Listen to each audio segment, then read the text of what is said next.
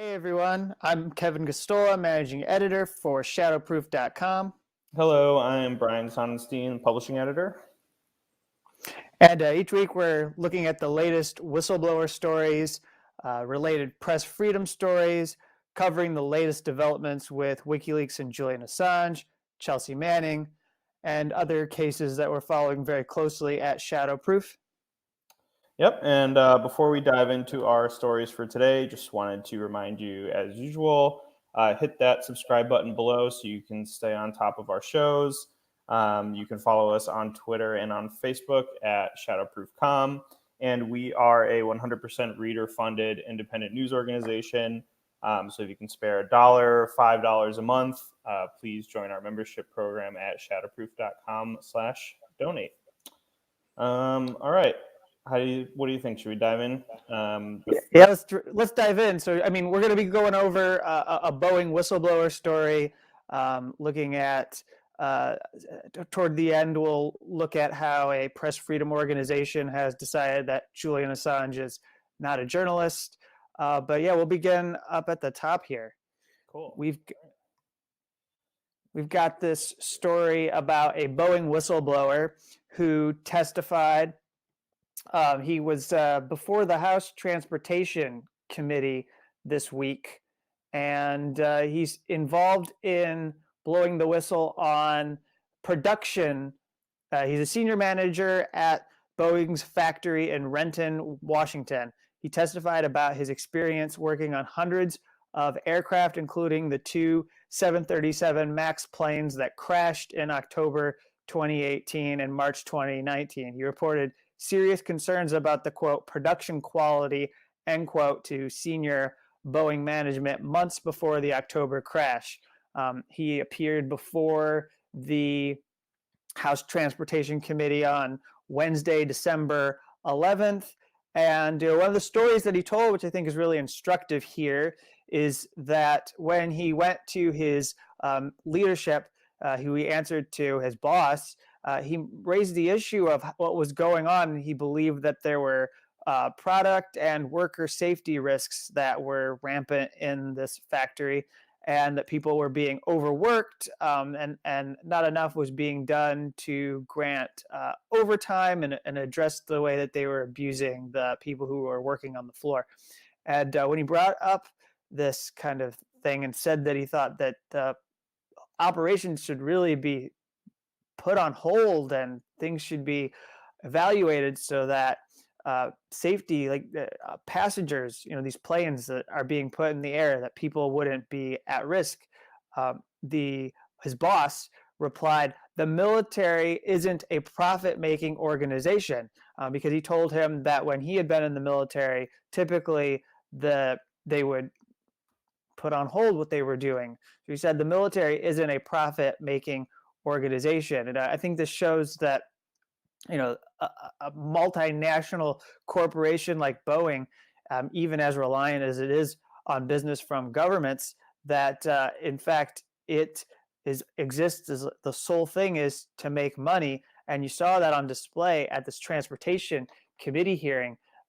This man sat before the House Democrat that chairs this committee, and his name, by the way, is Edward F. Pearson. And so Edward sat before this committee and was giving him all this information. One of the things that he also said is that he hadn't seen the FAA on the factory floor. And so this is the regulator that's supposed to be in there. And even the Congress person who runs this committee was saying, that's something they've been trying to change, is the FAA basically has this like regulatory capture, it would seem, where they're not really going into these facilities. They're letting corporations get away with how they operate. And, he's saying, well, okay, we need to send somebody in so that they're there more often so that the corporation knows that we're actually providing oversight.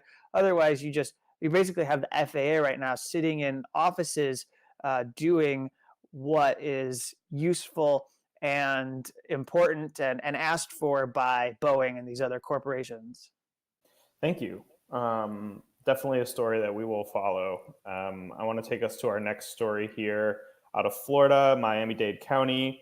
where jail officials are preventing Demetrius McCutcheon, a prisoner who says he can reveal details of inmate abuse and mistreatment in state facilities, from sitting down with Miami Herald reporters for an interview. Can you walk us through that, Kevin?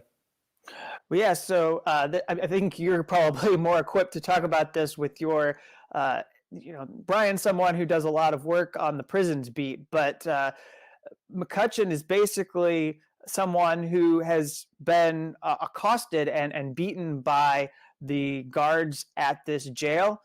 He's been victimized, and the Miami Herald would like to be able to interview him at this facility, and yet they've been denied the ability to talk with him. There's things that he knows about that relate to systemic issues that are going on at this facility, involving the mental health ward, involving the way in which this facility operates. And yet, without giving a reasonable explanation, without giving a lot of explanation at all, they just flat out said that the reporters could not talk to McCutcheon.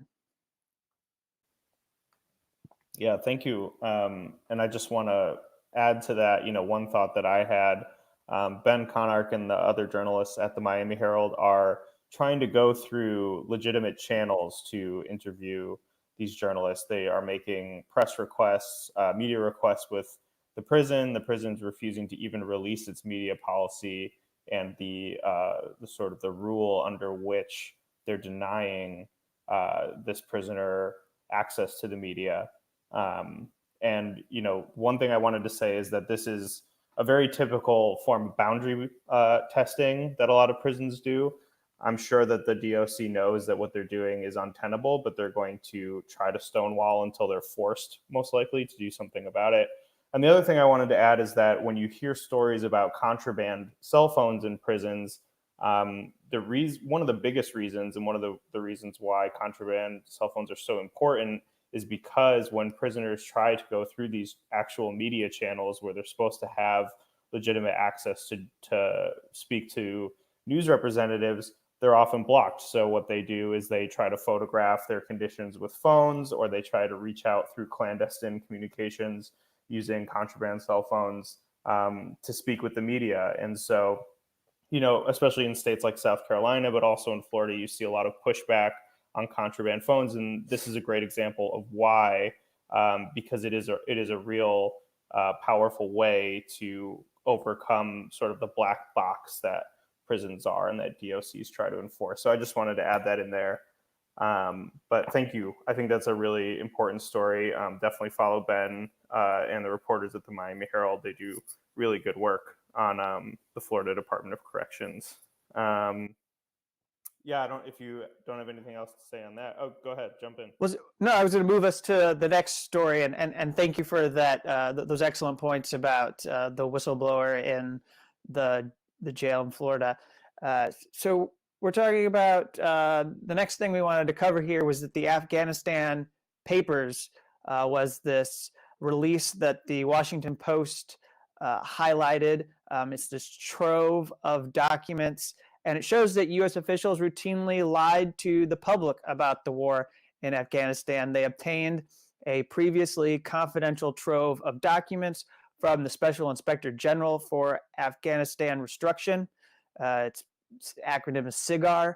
They were released under the Freedom of Information Act after a 3-year legal battle by the Washington Post. These have been compared to the Pentagon Papers because for people who grew up in that generation and for that generation that was asked to go fight that war in Vietnam and remembers all the corruption and the war crimes around Vietnam, they recall the Pentagon Papers, which were released by Pentagon Papers whistleblower Daniel Ellsberg, and how that showed that the officials were lying to the public on a regular basis, that the news reports, when you heard from officials, were just lies about how the war was going and unfolding in Vietnam. And so comparably, these notes, these documents, there are candid interviews that this project conducted with high-ranking officials and lower-ranking officials. And it shows very candidly people expressing themselves speaking about how they're confident that the war is not actually being won, that they're not making the kind of progress that they're supposed to be making, that they don't actually know who the enemy is, that they have questions about what to do. And then strikingly, as the Washington Post points out in their article here, they say that several of the people interviewed described explicit and sustained efforts by the U.S. government to deliberately mislead the public. They say it was common at military headquarters in Kabul and at the White House to distort statistics to make it appear that the United States was winning the war when that was not the case.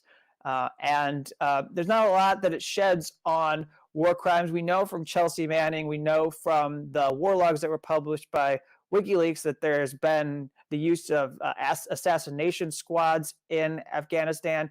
We know from lawsuits here and there that have been brought by international human rights groups that there have been CIA officers that oversaw squads that are implicated in torture in Afghanistan. And there's been a significant civilian death toll. We've spent up to about $1 trillion on this war. That's something that the Costs of War Project at Brown University has tracked. And it's really abundantly clear that everyone's been lied to about 2 decades of war. And we should be calling it a lie. Unfortunately, as strong as the work is from Washington Post, they still use this euphemism of failed to tell the truth when describing what officials have to say.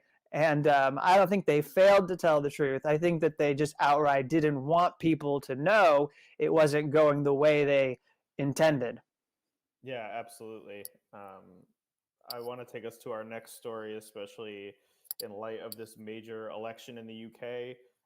Today, we are going to talk about a leaked document which reveals how U.S. companies are lobbying the Trump administration to open the UK market as part of a trade deal with the UK. This would essentially undermine the public healthcare system run by the National Health Service, increase costs, pressure on the system, and possibly force it to privatize part of the system. Yeah. And so this leaked document appeared online October 21st. And that date's important because elections weren't actually called for by Boris Johnson until October 29th, October 28th, thereabouts. And so Jeremy Corbyn, who is running against Boris Johnson in the UK for prime minister, has cited this document, this leaked document that shows how the US companies are trying to open up this public healthcare system so that they can profit off of British residents, profit off of that people, same way that they exploit and profit off of Americans. And what essentially they would do is raise the costs for the National Health Service. And if those costs go up, then this puts tremendous pressure on the system. And then the system would be undermined. And then ideally, by making it difficult for different aspects of the system to operate, you would then maybe have to sell off those services and reduce the sort of public benefit that people have from this healthcare system.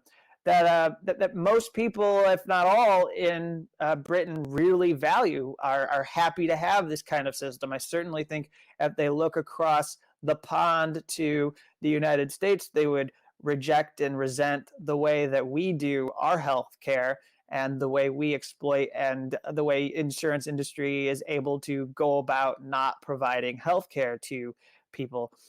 So it's important. But what you may have heard about this leaked document is that there's been these allegations that have not been substantiated that somehow this might be a part of Russian election interference. And just so you know, that's coming from people linked with the Atlantic Council, which is a militaristic think tank that has been relied upon by social media companies to the detriment of all of us.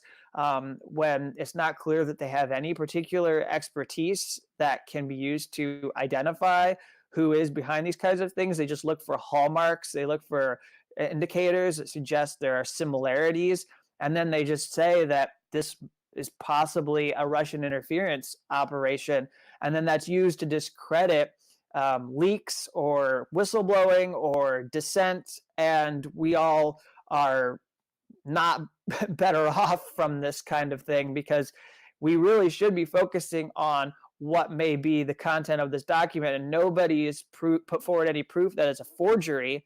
So given that, I think attention is deserved here. Attention should be put on what are U.S. corporations trying to do to break the national healthcare system in the UK. Absolutely. I think it's even, there was something going around on Twitter where they were doing like a man on the street, asking people in the UK, questions about what they thought a privatized health service would look like, how much, an ambulance ride or anything like that would cost here in the United States. And it's just unfathomable how absurd of a system we have. So here's to praying that they do not privatize their healthcare system. How about our next story, Kevin? Yeah, so this caught my attention. This is not really a story. This is something that happened with a journalist. His name is Tariq Haddad. He resigned from Newsweek magazine, and he's wondering if maybe he qualifies for whistleblower protection from workplace retaliation, because he planned to publish details about how Newsweek suppressed a story he was working on. And you may recall that in a prior episode, a prior update show we did, we got into this OPCW whistleblower email. We talked about how there was this group of people involved in doing a fact-finding mission on what happened in Douma in Syria related to an alleged chemical attack. And there are people who are involved in collecting facts about what happened, who say the ultimate report that was released by OPCW suppressed certain key information. And he wanted to do a story about this, but apparently Newsweek spiked it and told him he couldn't do the kind of story he was trying to report. And he wanted to share with the public what exactly they did in order to kill the story. And then they threatened him with potential legal action, saying, you signed a contract, you must abide by a confidentiality clause in your contract. And so now he's in a position where he's seeking legal assistance to figure out what he can do, because he does believe that the public should know what happened with this, since there's really been next to no journalism on this story. There's been people involved in OPCW who are releasing emails. WikiLeaks published some of them. There's been other isolated websites that have tried to bring attention to this, independent or alternative journalists that have done some work trying to bring attention to the story. But by and large, when you look at the establishment press, they have stayed as far away from this as you can. They have kept their distance, just like they want to keep as far away from saying anything respectful of anyone who has a critique of the Syrian conflict in the way that the United States has pursued that war. So something to pay attention to, and just, I think, Tariq has owed solidarity in his effort to try to reveal what went on with Newsweek. Thank you. Yeah, let's move on to our next two stories are on WikiLeaks and Julian Assange. The first one we have here is the government wants staunch WikiLeaks opponent to testify against alleged Vault 7 leaker. This is a story that you covered, Kevin, at Shadowproof, and we'll have a link to in the description. I encourage people to check it out. It's a really good report. The U.S. government wants a staunch opponent of WikiLeaks to testify against former CIA employee Josh Schulte, who is accused of leaking the Vault 7 files to WikiLeaks. Schulte's defense attorney contends such testimony would be, quote, irrelevant, prejudicial, and confusing. Walk us through this one, Kevin.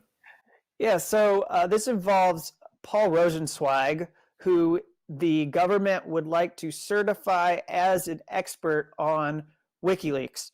And he is part of the Chertoff Group, which Michael Chertoff started when he left Homeland Security. You may have heard of the Chertoff Group before. One of the scandals they were implicated in involved sending scanners or convincing the TSA to adopt these scanners when you go through airport security that were actually cancer-causing scanners. Eventually, those were removed, and we don't see them anymore. They're just gone. and now we use different ones. And so now Paul Rosenzweig is also part of Lawfare blog, which is a popular Beltway outfit. They are sort of like there's like a feedback loop, essentially. The people there write for those in intelligence agencies. The intelligence agencies appreciate what they say, and then they say things back to them that are in line with what they say at Lawfare, and then the circle just keeps going. And Paul Rosenzweig has fashioned himself as someone who is an expert on WikiLeaks, but he really comes at it from a neoconservative point of view. He's part of Heritage Foundation. He's never liked Julian Assange or WikiLeaks. He doesn't believe they're a media organization. He thinks that they have a malevolent intent. And yet you have the U.S. government going before this court and trying to get Paul Rosenzweig certified, even though it's unclear how he's an expert on WikiLeaks, how he actually understands what WikiLeaks does. He seems to deliberately misrepresent what it is, and he seems to have an understanding that is dependent on disinformation about WikiLeaks. His view definitely appears to be the view that Mike Pompeo holds, which is that WikiLeaks is a hostile, a non-state intelligence service. That's how it should be treated. And so the defense for Josh Schulte is trying to preclude any testimony from Paul Rosenzweig. I think this is something to follow closely. As much as the Vault 7 leaker case has flown under the radar in comparison to other stories and in comparison to other whistleblower cases, like maybe the Reality Winner case, one thing that's important here is if you can get Paul Rosenzweig certified as a WikiLeaks expert in that trial, in the Vault 7 trial, which involved, by the way, Vault 7, when we're talking about that, that refers to these documents that exposed the way in which the CIA set up these kind of hacking operations, offensive hacking operations that could target and exploit defects in hardware as well as software. And so if you can certify this expert, then Paul Rosenzweig would be able to testify against Julian Assange if he was successfully brought to the United States and put on trial. And certainly this is a valuable witness for the Trump administration. It's somebody who shares prosecutors' ideology about WikiLeaks. Thank you. Yeah, our next and final story also relates to sort of the drive to characterize WikiLeaks one way or another, and Julian Assange one way or another. The last story we have here pertains to the Committee to Protect Journalists. They've decided not to list Assange as a journalist, arguing his role, quote, has just as often been as a source, and because WikiLeaks does not generally perform as a news outlet with an editorial process. Quite an absurd claim, Kevin. Can you talk about this a little bit? Yeah.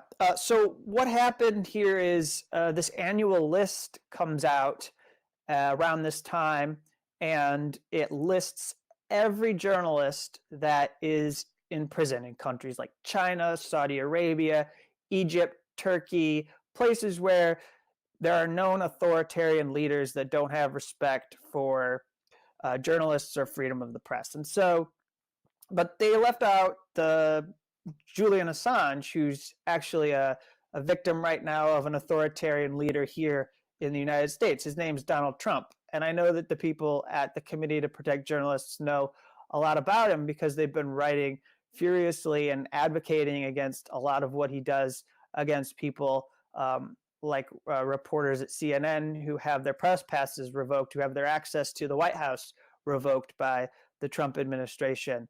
So in this particular case, they knew that there was going to be a backlash from excluding Julian Assange. So time to the day, the same time that they put out this list, they had Robert Mahoney write, who's a CPJ's deputy executive director. They had him write a post about how Julian Assange is someone who we need to care about because if he's prosecuted, it would be a threat to press freedom. And that's nothing new really for CPJ. They've been saying that since he was indicted and arrested and charged with 17 counts of violating the Espionage Act and one count of a conspiracy to commit a computer crime. And so But what was new is that when you scrolled down, it gave just a little thumbnail, like a few sentences about why they weren't going to give him this designation as a journalist. And it said, after extensive research and consideration, CPJ chose not to list Assange as a journalist, in part because his role has just as often been a source and because WikiLeaks does not generally perform as a news outlet with an editorial process, which you read when we set up this story. Assange has never acted as a source, though. I think people should know is that he's always been a conduit. He's always been somebody who received the documents and then they work on them. And then I think when you consider whether WikiLeaks has an editorial process, you need to contemplate what they're doing when they vet the documents. They authenticate the documents. They look at whether they are forgeries or not. They're also involved in seeking out media partners who can work in order to bolster the impact of these documents when they are published. And we still have, this year we still have examples of WikiLeaks reaching out to organizations, media organizations throughout the world, including in Africa, to see if there are people, there are journalists who want to collaborate on documents that have been obtained. And so when you think of the collateral murder video, there was an editorial process that went into that. They didn't actually publish just the raw footage. They edited it and made it so that it was something that had context to it. And there's text in there that describes what people are seeing, sets up what people are about to see unfold in this raw footage that shows a war crime. And it's also important to note that CPJ has its own methodology for how they decide who is a journalist. And they say they define journalists as people who cover news or comment on public affairs through any media, including in print, in photographs, on radio, on television, and online. All right, well, if you agree that Julian Assange is not a journalist when he's working on documents for WikiLeaks, which I don't, but if that's something that you decide to accept as that CPJ has a point, then secondly, you would have to look at how Assange is invited on many news shows to perform the role of pundit, which he has been. He's been invited on CNN. Before his arrest, he came on multiple times to talk about Edward Snowden, to talk about NSA reforms, to talk about internet freedom. He's been invited on other shows in Canada. He's been invited on Al Jazeera English. He has been on Democracy Now! Several times to talk about issues like the Catalonia independence movement in Spain, to talk about, again, Edward Snowden, to talk about Google. He wrote a book about Google when Google met WikiLeaks. And so I think that on its own shows that he's commenting on public affairs, and that will qualify him. But, I don't have to just use that definition. I think we can all agree that if you have a press card, that you should be considered a journalist. And Julian Assange has a press card with the International Federation of Journalists, that's IFJ, and he's also a member of an Australian trade union that's called the Media, Entertainment and Arts Alliance, and he's been a member of this trade union since 2010. So, there's a lot. I put together this piece that I encourage you to go read. Why did respected press freedom organization exclude Assange from annual list of jailed journalists? You can go there and you can read in further detail the case and the facts that show that Julian Assange is a journalist. But I think the one thing I'd say to conclude my points here is that what it comes down to is CPJ, if you look at their board of directors, this is a cast of people who are from the media establishment in the United States. And essentially what they're doing here is they're saying that Assange is just not one of us. We care about the threats to press freedom, but he's never going to be one of us. We don't like him. We're never going to let him be a part of our club. And so we're not going to recognize him when he gets jailed by the UK government in pretrial detention in confinement that is highly dubious, because for the most part, you should be allowed to be out preparing your case to fight your extradition. And I think that's a good way to segue into the thing that we like to do at the end of every show, which is to just give a quick update here. That Julian Assange has been in Her Majesty's Belmarsh prison for over 250 days. And it's day 274 now for Chelsea Manning.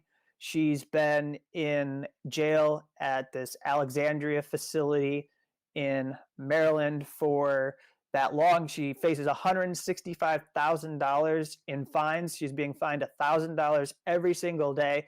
The reason she's there is because she's defying and resisting a grand jury that's set up to target and destroy WikiLeaks. And so that's a case that we're following closely. And Jeremy Hammond joined her in that facility. So he's there now, and it's unclear what's happening with his sentence, which was supposed to be done in December. It looks like it might have been stalled and just suspended temporarily, and then he'll have to resume his sentence later. So now he's serving time in this jail for contempt because he's not cooperating and going before this grand jury to reveal information about what he knows on WikiLeaks.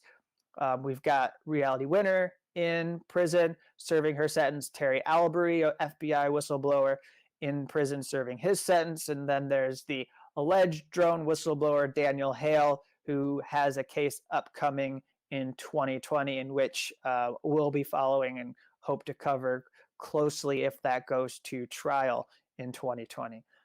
So you've got some stuff to let people know, make them aware of before we end. But as I like to say, if you have any feedback for the show, any comments on what we're doing, or any stories that you think that we should be highlighting on this weekly update program, let us know. And definitely encourage you to use your power and share this video when it's up and archived, when you can share the link, post it to Twitter, Facebook, email it around, let people know that we're doing this weekly update show, and that if you're interested in these whistleblower stories, try to get other people turned on to them as well.